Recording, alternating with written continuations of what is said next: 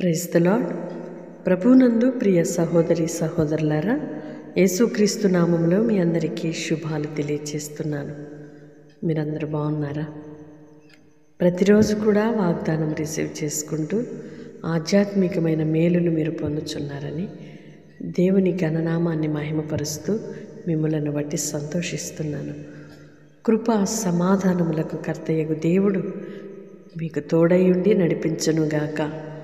నీ నీతి నీ ముందర నడుచును. నీ నీతి ప్రవర్తన నీ ముందర నడుస్తుందనేది నిశ్చయం.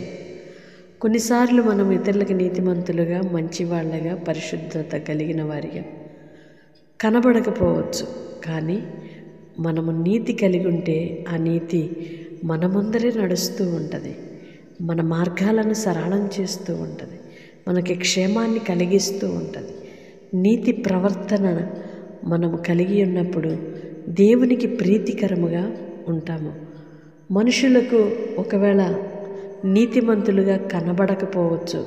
అందును బట్టి కృంగిపోనవసరం లేదు, భయపడవలసిన అవసరం లేదు.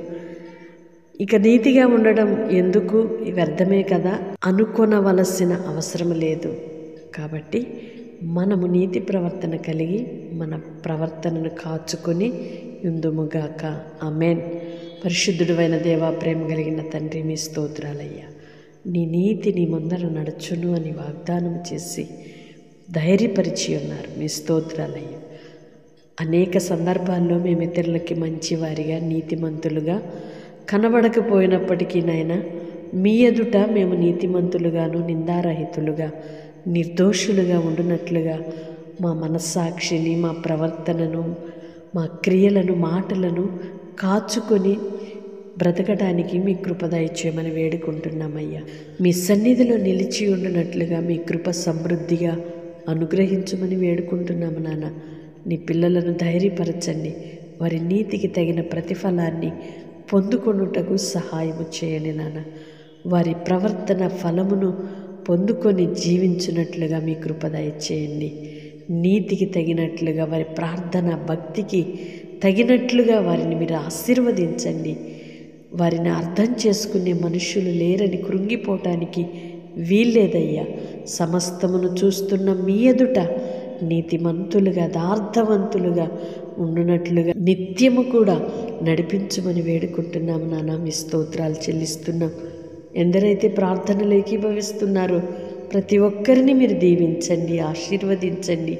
వారు ఏ బాధలో ఉన్నారో, ఏ సమస్యలో ఉన్నారో, ఏ అవమానాల మధ్య వారి జీవితాన్ని కొనసాగించుకుంటున్నారు, సమస్తము చూస్తున్న దేవుడవయ్యా.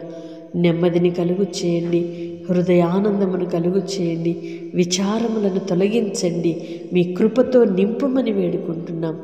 వారి అవసరతల అక్కరలన్నీ మీ నామములో తీర్చండి. ఆర్థిక సమస్యల నుండి విడిపించండి, కుటుంబ సమస్యల నుండి విడిపించండి నాన్న. తల్లిదండ్రులకు పిల్లలకు మధ్య సమాధానమును, సఖ్యతను కలుగు చేయండి. భార్యాభర్తల మధ్య సమాధానమును స్థిరపరచండి అయ్యా. యవన పిల్లలను మీ కృపలో కాపాడండి. చంటి పిల్లలను కృపలో భద్రపరచండి. వృద్ధులైన తల్లిదండ్రులకు మంచి ఆరోగ్యమును, క్షేమాన్ని కలుగు చేయండి. మీరిచ్చిన ఆయుష్కాలం అంతయు మిమ్మల్ని స్తుతించున్నట్లుగా సహాయము చేయండి. ఎందరైతే ప్రార్థనలు ఏకీభవిస్తున్నారో ప్రతి ఒక్కరిని కూడా సమృద్ధి అయిన కృపతో నింపి నడిపించుమని యేసయ్య నామములో ప్రార్థిస్తున్నాను తండ్రి. ఆమేన్.